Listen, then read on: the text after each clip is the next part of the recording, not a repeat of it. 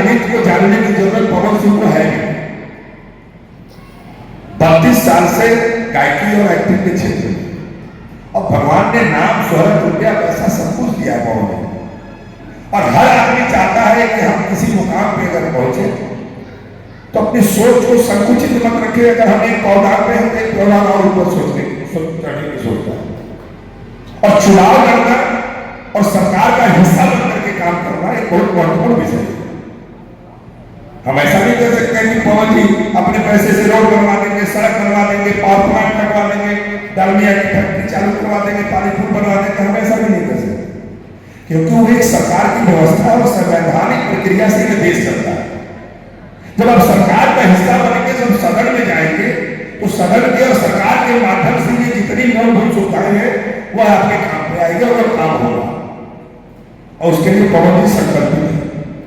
और एक बात और बता दें, मैंने तो कल डिबेट हो रहा था, भूपेंद्र जी के प्रवक्ता थे, मोदी जी ये कर दिए, मोदी जी वो कर दीजिए, मोदी जी बड़े नेता है, मोदी जी ऐसे है, मोदी जी देश को चला रहे हैं। अरे भाई, हमने कहा कि मोदी जी खराब है, मोदी जी के नेतृत्व में देश आगे बढ़ रहा है। बोले हम बात आपसे काला काट के ऊपर करने आए हैं।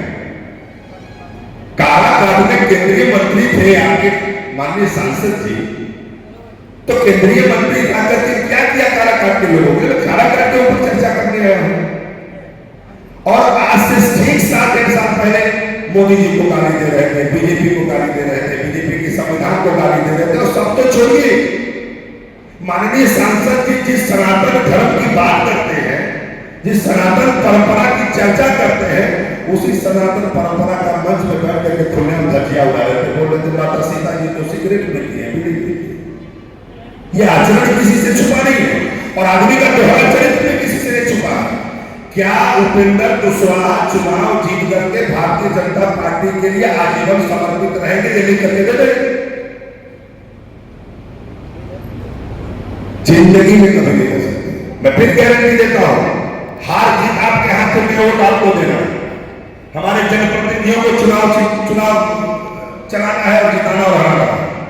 हार जीत अपने जगह पे है, लेकिन लिख करके रख लीजिएगा, चुनाव हारेंगे तो या जीतेंगे तो जो भी कोई परिस्थिति आएगी, ये 2025 के विधानसभा के चुनाव में फिर से किसी दूसरे राजनीतिक दल में चले जाएंगे, इसमें किसी को कोई संदेह नहीं होना चाहिए। ये गारंटी है। और जब आपको नेता और नेतृत्व स्थायी नहीं मिलेगा तो कैसे आप विकास की कल्पना कर सकते हैं? आज मैं भाजपा में हूं, भाजपा में रह करके तमाम योजनाओं को लेकर के काम कर रहा हूं। काम शुरू हुआ तब तक अपने पाला बदल दिया, आरजेडी में चले गए। आरजेडी में चले जाएंगे तो जिस काम की शुरुआत की है तो काम हो पाएगा? नहीं हो पाएगा। हम किसी नेता पर टीका टिप्पणी नहीं करते हैं, उन्होंने क्या किया क्या नहीं किया, मैं उस पर बिल्कुल टीका टिप्पणी नहीं करता। मैं सिर्फ टीका टिप्पणी उसमें कर रहा हूं कि आप अस्थायी नेता और नेतृत्व दे दीजिए हम लोगों को, और इन लोगों को अगर यकीन हो जाएगा तो आपको चुनाव जीतेंगे। लेकिन 15 साल आप लोगों ने दिया, और देखिए बड़ा भावुक है, पवन सिंह चुनाव लड़ने आ गए और निर्दलीय चुनाव लड़ रहे हैं, लोकसभा का चुनाव।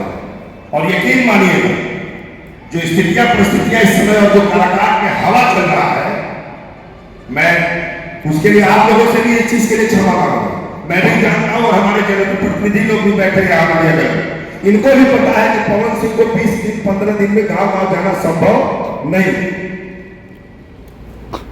तो जिस उत्साह से, जिस उमंग से और जिस जज्बे के साथ हम आदरणीय पवन सिंह जी के लिए वोट मांग रहे हैं, सपोर्ट कर रहे हैं, इसमें बड़ी अहम भूमिका आपकी होगी। और वो भूमिका क्या होगी कि आप लोगों को तत्परता के साथ इनकी विचारधारा से जुड़ करके और काराकाट के परिवर्तन के लिए आप लोगों को एकजुट होकर के सबको पवन सिंह बन करके गली गली मोहल्ले ग्राम पंचायतों में जाकर के